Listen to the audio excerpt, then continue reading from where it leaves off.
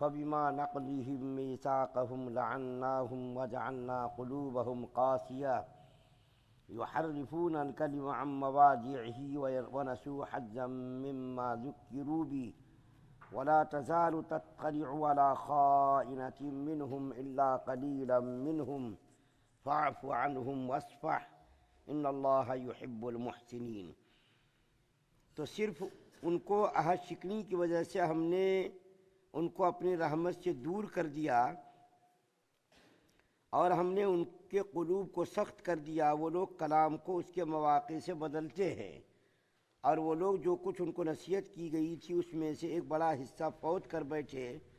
اور آپ کو آئے دن کسی نہ کسی نئی خیانت کی اطلاع ہوتی رہتی ہے جو ان سے صادر ہوتی ہے۔ بجز ان میں کے معدود چند شخصوں کے سو آپ ان کو معاف کیجئے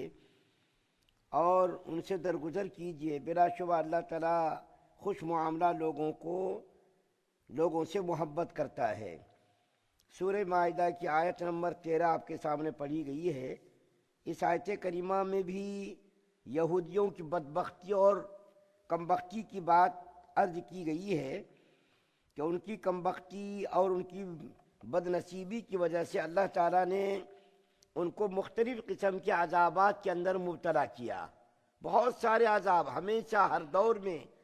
ہر زمانے میں ان کو عذاب کے اندر مبتلا اللہ تعالیٰ نے کیا۔ ان کے عذاب کی ایک تو حسی عذاب ان کو اللہ تعالیٰ نے دیا اور ایک روحانی عذاب اللہ نے دیا۔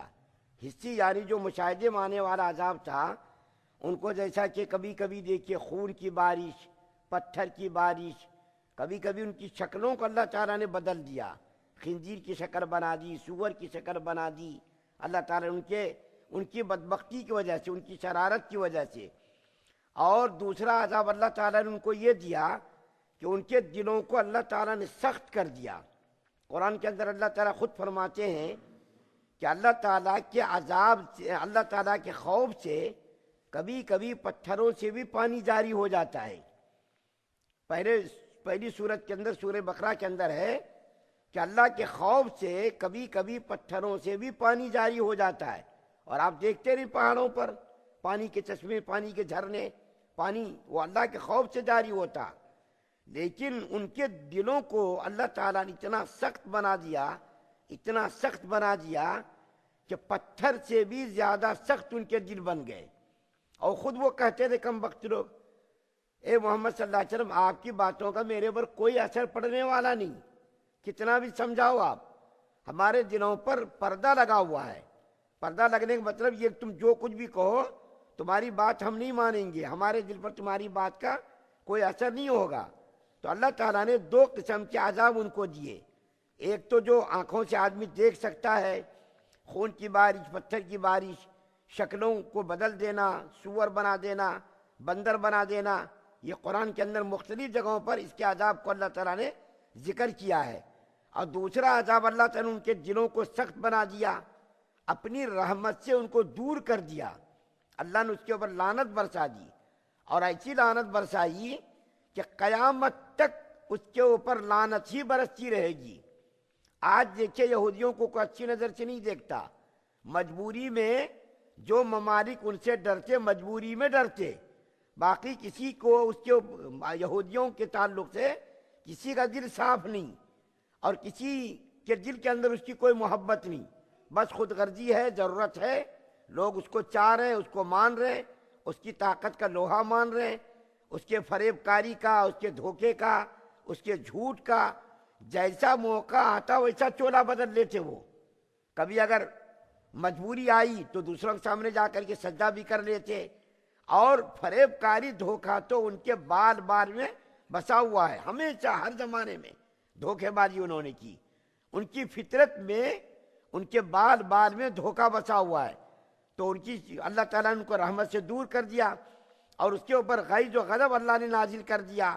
ہر زمانے میں ان کو بادشاہوں نے، اور ہر زمانے میں اس کے زمانے کے جو بادشاہ وغیرہ تھے ان لوگوں نے قتل کیا۔ بخت نصر جو نبی کریم صلی اللہ علیہ وسلم سے پہلے ایک ظالم بادشاہ گزرا ہے، عیسائی بادشاہ، 70,000 یہودیوں کو قتل کیا، 70,000 عورتوں کو قیدی بنا دیا اور اس کی عورتوں کی عصمت دری کی، اس کی جو تورات کتاب تھی اس کو پیروں سے روندا مسلا اور خون کی ندیاں ان لوگوں نے بہا دی، ہر زمانے میں ان کو مٹایا، مارا گیا، کاٹا گیا، قتل کیا گیا۔ یہ اللہ تعالیٰ کے غیظ و غضب کی نشانی تھی۔ اور ایک بات اور جو ذکر کی گئی،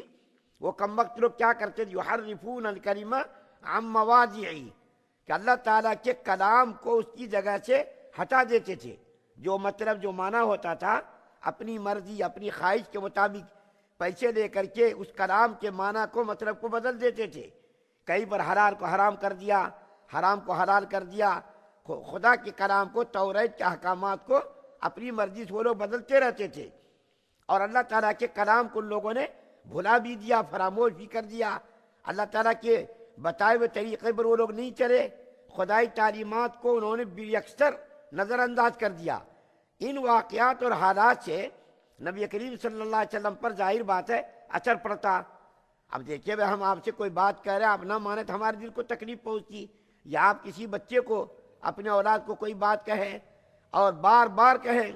اور اولاد آپ کی بات نہ مانے تو آپ کے دل کو بھی تکلیف پہنچے گی۔ نبی کریم صلی اللہ علیہ وسلم کے ساتھ یہ معاملات ہوتے تھے، جیسا کہ میں نے پرسوں بیان کیا کہ نبی کریم صلی اللہ علیہ وسلم کو قتل کرنے کی کوشش کی گئی، زہر دے کر کے مارنے کی کوشش کی گئی، اور جو ہے ہر موقع پر حضور صلی اللہ علیہ وسلم کو تکلیف اور اذیت پہنچانے کی کوشش کی گئی۔ تو اللہ تعالیٰ کیا فرما رہے ہیں، اے محمد صلی اللہ علیہ وسلم، ان سے جو حرکت صادر ہوتی ہے، ان سے جو آپ کو تکلیف پہنچتی ہے، آپ ان کو نظر انداز کر دیجئے۔ آپ کے اخلاق بہت اعلیٰ ہیں، آپ کے کردار بہت اعلیٰ ہے، آپ ان کی باتوں پر، ان کی حرکتوں پر نظر مت ڈالیے، بلکہ آپ ان کی حرکتوں کو، ان کی غلطیوں کو بس معاف کر دیجئے۔ فاعف عنہم واصفح، اور نظر انداز کر دیجئے۔ آپ اپنے دل پر ان کی باتوں کو مت لیجئے، ان کی حرکتوں کو آپ ذہن کے اندر مت رکھیے، بلکہ ان کی غلطیوں کو اور ان کی شرارتوں کو، ان کی بدبختیوں کو اور ان کے دھوکوں کو، ان کے فریب کو آپ بالکل فراموش کر دیجئے۔ کیوں؟ اس لیے کہ اللہ تعالیٰ احسان کرنے والوں سے محبت کرتا ہے، تو آپ بھی ان کے ساتھ احسان کر دیجئے، فراموش کر دیجئے، ان کے جو ہے ان کی بدبختیوں کو، ان کی شرارتوں کو ذہن و دماغ سے بالکل نکال دیجئے اور معاف کر دیجئے اور نظر انداز کر دیجئے۔ اللہ تعالیٰ آپ سے بھی محبت کرے گا، اور احسان کرنے والوں سے اللہ تعالیٰ محبت کرتا ہے۔ اللہ تعالیٰ سے دعا ہے کہ اللہ تعالیٰ ہم تمام مسلمانوں کو سننے زیادہ عمل کی توفیق عطا فرمائے۔ سبحان اللہ و بحمدہ، سبحانک اللہم و بحمدک، ونشہد